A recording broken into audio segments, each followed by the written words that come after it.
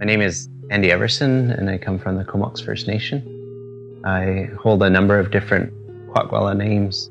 One of the names that I've held for a long time is one that belonged to my grandfather, McKenzie. My grandfather passed away just before I was born, so I was named after him. One of my earliest memories of drawing Northwest Coast art goes back to grade 4 and my mom teaching me a few basic principles of our art style. And I remember drawing in a few pieces and then bringing it into school, and my teacher, raving about how great it was. But even then, knowing that, I was creating something and people found joy in it, I thought was a pretty neat thing to do.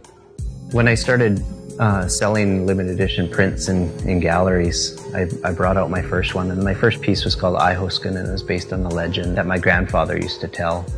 And so I decided to paint this up, and so I created this painting of Ihoskin, and earlier in that year I went on a canoe journey, and we paddled from here in Comox all the way down to Victoria in this great big canoe, and it's the name of the canoe is actually Ihos, which in the Comox language means double-headed serpent. And so this story talks about this same canoe. So I was really inspired by this journey. And later on that summer, my grandmother passed away, and it was that year in 1997. It was a real kind of turning point in my life. I went on this journey, and then my grandmother passed away, and then I started my art career. And with this one print, I started to draw more on the computer, and instead of painting, traditional painting style and whatever, I'd do a lot of work digitally.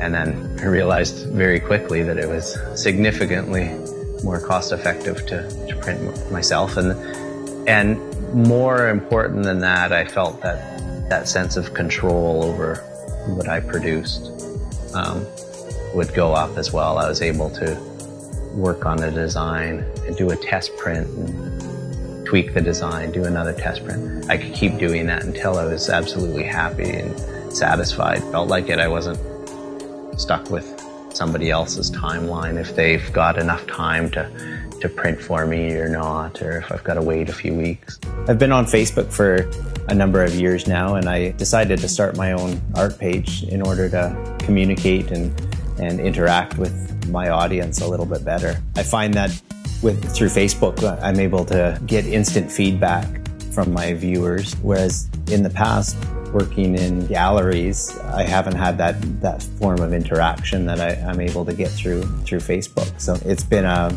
really beneficial tool for me as an artist in order to gauge reaction to pieces and just get instant feedback from them. When I started on Facebook, one of the things that I really noticed was this whole idea of likes, and the idea that somebody can like an image, and at the same time they can like my page.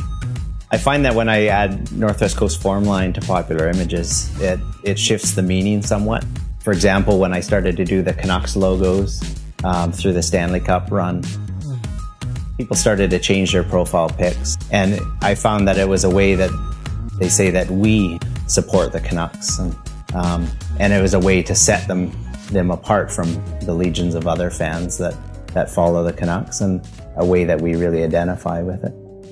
When I first heard about the whole pipelines project that they wanted to put through in the north, I wasn't really actively involved in protesting at all. I felt that it would have an impact on us if it went through, and if there was any kind of catastrophe up north, that it could have profound effects on us down here. And I also felt that our northern brothers and sisters that were opposing the pipelines needed a little bit of support from the south. So I decided to create this no pipelines image in order to show that we down in the south, the Kwakwa people, support the northern people in opposing the pipeline. So I created this image and was able to put it up on Facebook. And later on, when I Don't Know More started out, I whipped up an image and kind of carried through with the fist holding the feather. But I decided that I wanted something that represented the West Coast and not just other parts of Canada, because we're all distinct peoples all the way across Canada and all the Indigenous peoples throughout the world, that having something that represents this part of the world was important in the movement. And so I created this image in order to bring it to a protest that I was going to, I don't know, more protest, and I needed a poster, so I whipped it up one morning and put it up on Facebook. By that afternoon, it had started to pop up everywhere. People were making pins and t-shirts, posters, everything, all around the world. And, you know, even seeing it in like Czechoslovakia, protest pictures that appeared in Rolling Stone, and a whole bunch of different things. And again, it was all because I had put it up on Facebook. I let these pieces get out there in the world. What I found really interesting was that they started to alter it and change it and make it their own. And that's, I thought that was really powerful, because they were able to put their own handprint on it, and to show that they truly care about the I Don't Know More movement and about what was happening in the world, not just in Canada, but all over the world. I wanted people to use it, and I wanted them to change it and use it in the way that they saw fit. And so whether they're printing it on t-shirts or posters or buttons or anything like that, I wanted it to be used. And I didn't even put my signature on it, because I didn't want to take that kind of recognition. I didn't want it to be about me. I wanted it to be about the movement. One of the central concepts in Northwest Coast Art is that we draw our pictures in order to illustrate origin stories or old legends or even historical events that happen to our people. And in our oral traditions, we know all these stories, especially back in the old days. These stories would be told over and over and over again. And so when we create the artwork, it's really just to support the stories.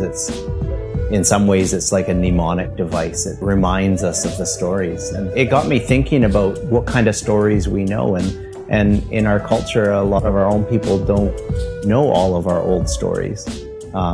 For various reasons, a lot of these stories haven't been told as much as they used to be back in the old days. And it got me thinking about a common story that we all know. And we all know the story of Star Wars in North America, and in most parts of the world, they know about the saga of good and evil. And so I thought it was, in some ways, profound to be able to take this story and illustrate it in Northwest Coast Art, because it harkens back to the old days where we already knew the story, and the artwork was created to support that story. And so by creating the artwork with our traditional form line design, I felt that it really gave it even more meaning for people from our own culture, for us to identify with the story and how it impacted our lives. Certain Star Wars characters, they're very iconic, and they come preloaded with meaning in the viewer's mind.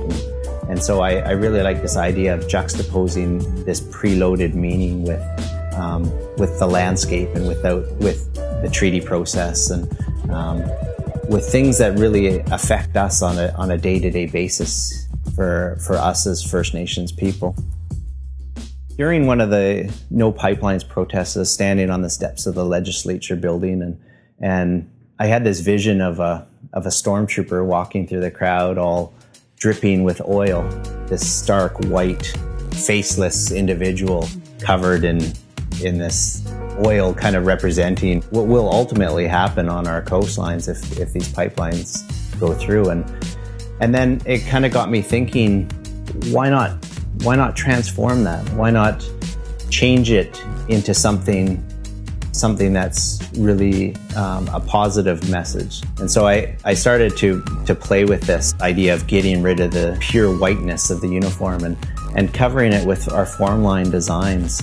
And I thought, change him from being somebody that blindly follows the instructions of his higher ups to somebody that's able to take action for himself and for his own people.